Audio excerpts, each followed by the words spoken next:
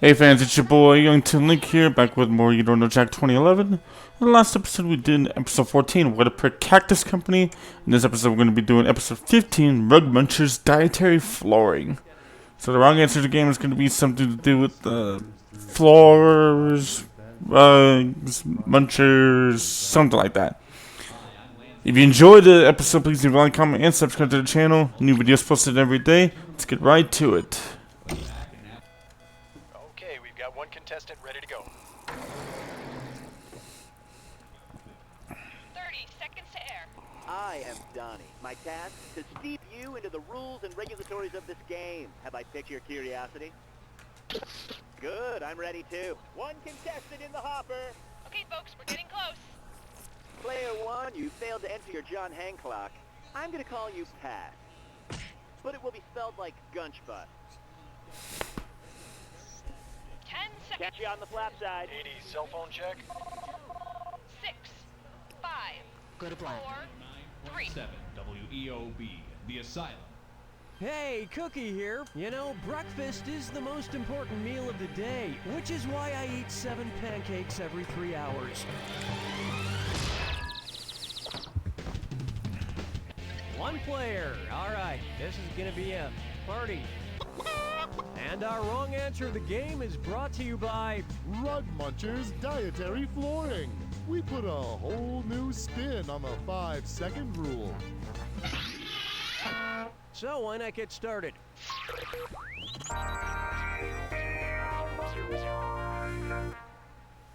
To begin with, 6 feet under the sea. If vicious piranhas attacked and killed SpongeBob SquarePants and all his friends in Bikini Bottom, who would actually bleed blood? SpongeBob SquarePants, Patrick Star, Squidward, or the Flying Dutchman? Interesting that you chose the least intelligent character in the group. Here's what a right answer looks like. Sponges, starfish, and ghosts don't have blood, but squids and octopuses do. Man, that kind of massacre would be terrible. There's nothing worse than a bloody Bikini Bottom.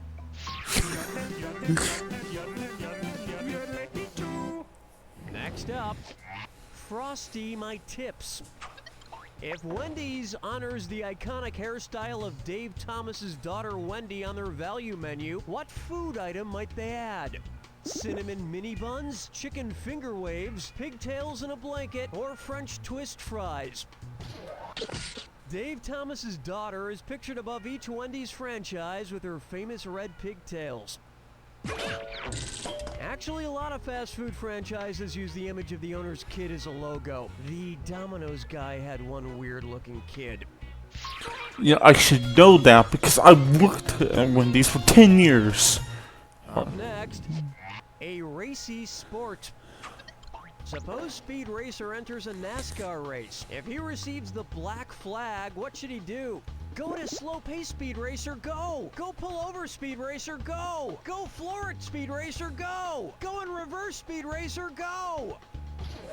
It was begging to be picked. A black flag means the driver needs to pull over into the pit, usually due to a rule violation. Not positive it's a rule violation, but I'm pretty sure it's not a good idea to have a monkey in the passenger seat of a Mach 5 car. No, he shouldn't floor it. But you know who should floor it?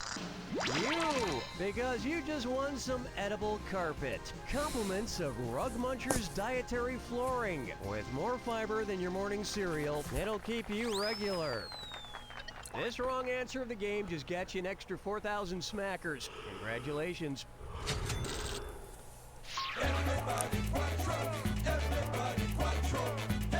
Here's one I like to call Comcast Fable.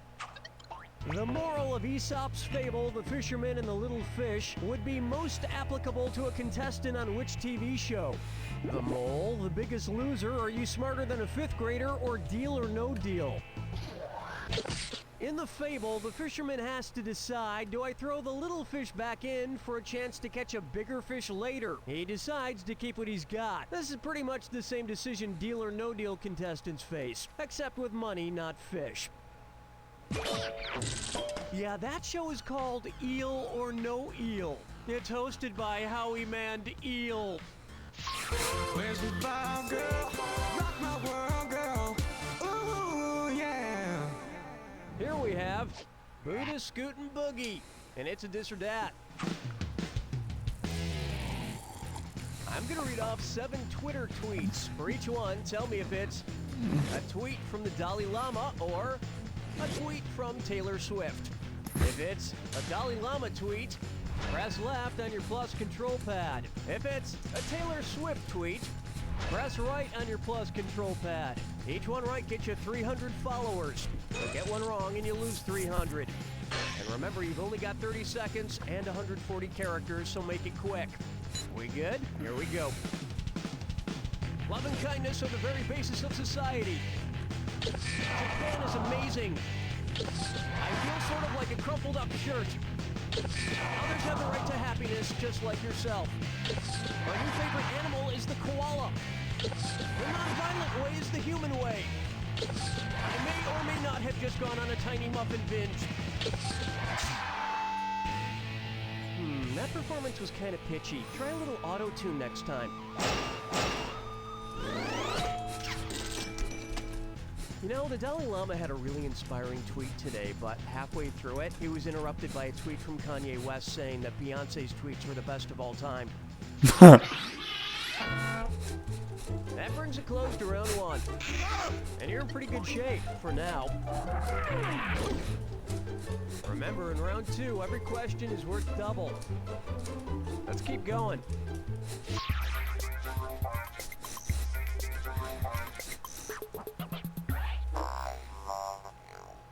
This one's known as... Oh, Mom, we're having Meatloaf again? If Meatloaf changed his name to Steak Tartare, what would the reviews say about the music on his new album, Cow Out of Hell? It's very well done. It's actually on fire. It's so raw and choppy. Or the lyrics are cheesy. That's right. Steak Tartare is served raw, diced, and spiced. But with all the E. coli scares out there these days, I usually heat mine up by the dashboard lights. Question 7! Let's try the spirit of 75-ish. What's not 76? Trombones in the Music Man's Big Parade, part of Philadelphia's NBA team's name, years between Halley's Comet appearances, or the temperature of an Olympic swimming pool.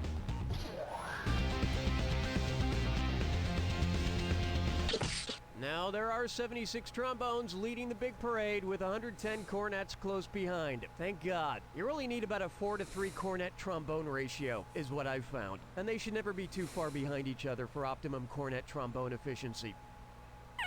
I so wanted you to pick this one. Olympic swimming pools are kept a little warmer between 77 and 82 degrees and usually around 80 or so. Makes it tougher to detect when the swimmer in the next lane is peeing. Blood and chicken taken out of meat. Guess I'll marry 8. Buck her up, for. I can fly, but Candy is the mayor. Oh man, I had the craziest dream last night after eating pizza and watching a movie.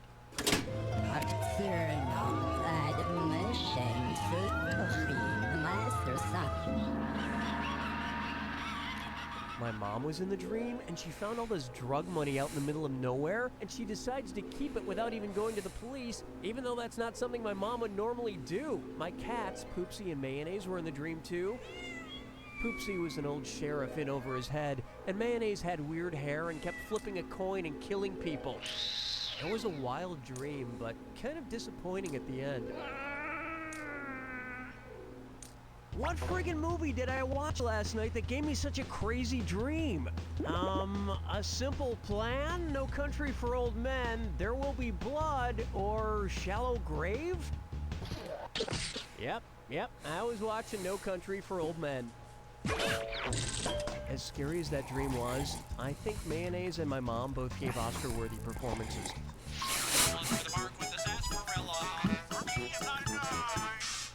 How about, did Caesar actually live in this palace? Which Las Vegas casino hotel is not named after a real location? Tropicana, Riviera, Luxor, or Bellagio? Tropicana is the name of a Vegas hotel, but not the name of an actual location. You know, they should really build a Vegas-themed Vegas hotel. It would be decorated in the style of a payday loan store, and the staff would be dressed as hookers. Help me, never let me go.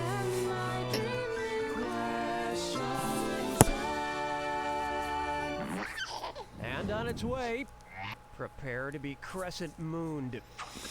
So you know Taylor Lautner, that werewolf kid who never wears a shirt in the Twilight movies? Well, suppose Taylor Lautner's degree of wolf transformation corresponded to the phases of the moon. How much of a wolf would Lautner be during the waxing gibbous phase? Less than half a wolf, more than half a wolf, or a full wolf?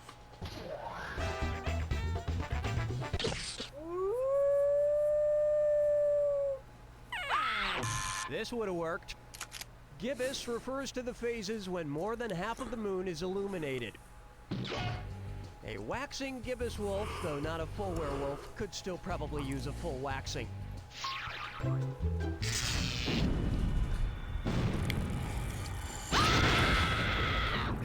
Brace yourself. Ah, you already know the rules. Off you go. The brothers who? We share the last name of something. Good luck.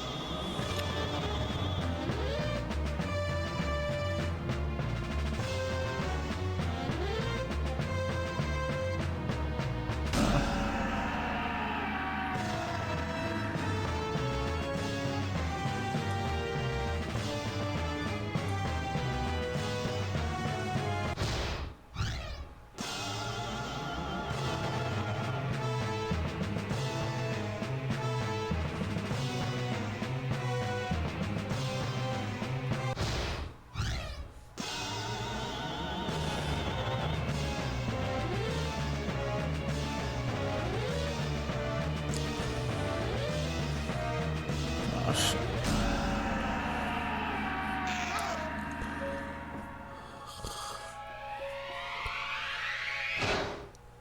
There you have it! If I could reach through the screen, I would. First, I would give you a high five for doing so well. Then I'd probably steal your wallet. Because, let's face it, you're probably irresponsible with money. You don't know Jack! I mean, he's not wrong. Good job, everyone. Donnie, what are we doing? All right, then. Have you any tinkling for jumping back into the proceedings?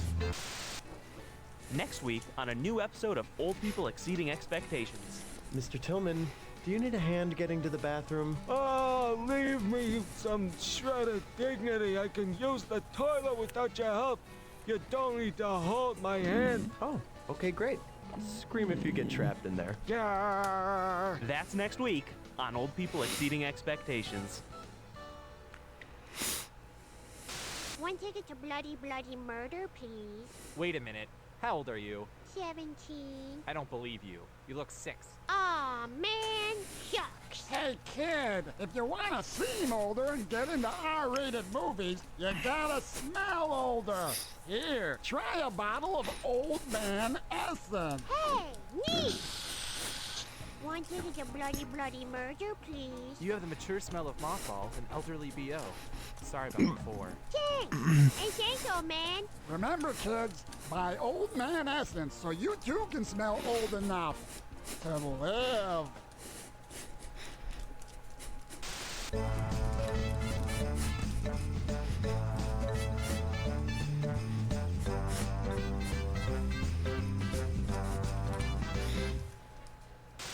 Later tonight on the season premiere of Hoofs of Love. 18 women living in a house competing for the love of one famous horse. Oh my god, he was in that movie Hidalgo? He was the one that wasn't Viggo Mortensen. Who's up for body shots? But it's not just fun and games because all's fair in love and horse. Most of these women are here to drink and be on TV. But for me, it's real. I'm falling in love with that horse. Sorry, I am not here to make friends. I am here to f a horse. And it's all part of one horse's crazy journey to find love in L.A. I'm afraid there's only one saddle left. Will it go to Tamara or Nikki? Oh my gosh, pick me, pick me, pick me. Oh, let it be me. Don't say nay.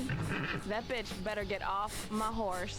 It's time for an all-new season of Hoofs of Love. This horse is not just back, he's bareback.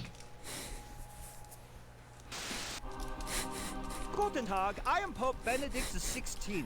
When I enter a church, I always reach for the basin of holy water as a gesture of symbolic cleansing. But when I enter a gymnasium to either get my elliptical on or just to wail on my rock-hard abs, I reach for a bottle of vitamin holy water. Vitamin holy water replenishes my electrolytes while giving me godlike strength for higher reps and an even higher calling. It's sacred, refreshing, and loaded with vitamin G.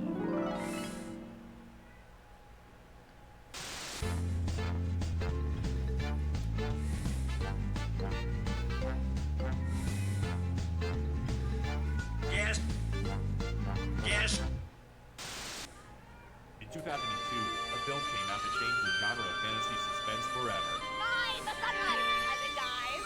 Oh, wary sun, oh, weary eyes. No, witch, you will not weaken me. Salazar, throw me the pendant! That film was Witch's Wheel 2. You probably don't remember the original Witch's Wheel. It was kind of a mess. But the sequel has left audiences wondering what happens next for nearly 10 years. This summer, the wait is over. Chauncey Zeigman presents Witch's Wheel 2. 2. The silence of these woods is suspicious. Salazar, 3 L's! Quickly, Warlock, an incantation. This July, prepare yourself for Witch's Wheel 2. 2. The sequel to the sequel. Are you in the market for a new used van? When you think Vans Van Lot. Hello, I'm Vans, Van, and I sell the sweetest vans in the city. They've got 8-track players, water beds, airbrush murals, beaded curtains. Hey, Vance, what's that weird burning smell? Never you mind that, kid. You'll understand when you're older. Hey, okay, my vans don't come with satellite radio and GPS and la-dee-da, but they do have character. And